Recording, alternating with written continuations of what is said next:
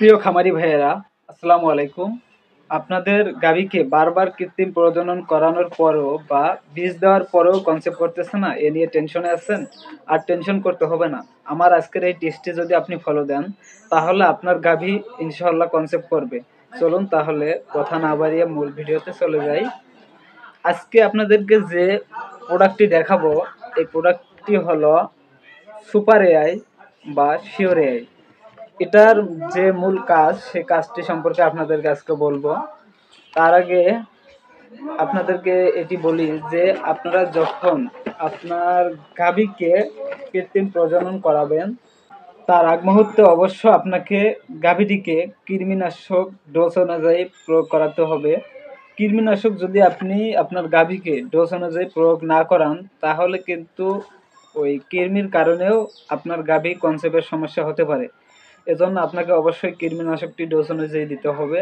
তারপরে অবশ্যই আপনাকে কৃমিনাশক দেওয়ার পরের দিন থেকেই অবশ্যই লিভার টনিক ব্যবহার করতে হবে। লিভার টনিক যদি ব্যবহার করা হয়, তাহলে কিন্তু লিভারের যদি কোনো সমস্যা থাকে, সেই সমস্যাটাও দূর হবে। এজন্য আপনারা এই দুটো কাজ সঠিকভাবে করে নেবেন। করে নেওয়ার পরে গাভীটিকে বীজ দিবেন বা কৃত্রিম প্রজনন করাবেন। যেকোনো একজন ভালো এই টেকনিশিয়ানকে দিয়ে আপনি কৃত্রিম প্রজনন করিয়ে নেবেন।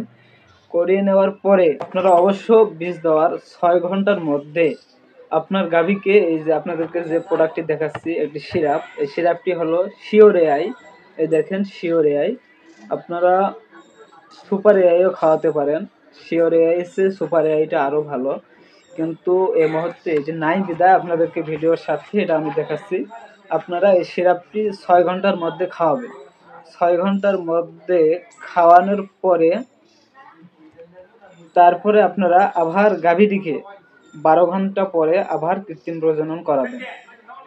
তাহলে দেখবেন যে আপনার গাভীটি কনসেপ্ট করার সম্ভাবনা 100% বেড়ে যাবে। এজন্য আপনারা এই কাজটা যদি করতে পারেন, তাহলে দেখবেন যে আপনার গাভী কনসেপ্ট করবে। তাহলে আপনাদেরকে যে আমি এই সিরাপটি সম্পর্কে বললাম, আপনারা অবশ্য ভাবতে পারেন যে বীজ দেওয়ার পরে আবার এই সিরাপ খাওয়ালে কি হবে।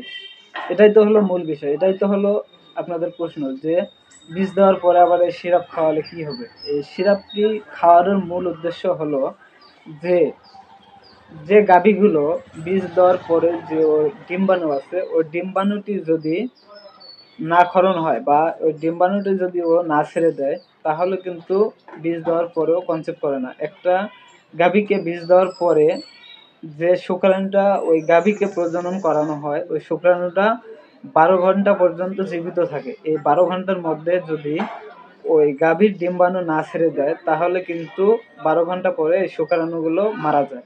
এজন্য এই ডিম্বাণু, গাভীর ডিম্বাণু ছেড়ে দেওয়ার জন্যই এই সিরাপটা খাওয়ানো হয়।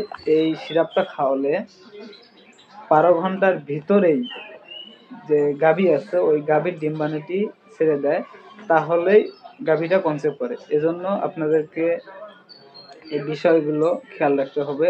খেয়াল রেখে যদি আপনার গাভীকে আপনি কৃত্রিম প্রজনন করান, তাহলে কিন্তু কনসেপ্টের হার ইনশাআল্লাহ বেড়ে যাবে।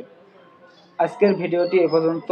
আরও এরকম নতুন নতুন তথ্য পেতে একটি লাইক, কমেন্ট এবং চ্যানেলটি সাবস্ক্রাইব করতে ভুলবেন না। ধন্যবাদ।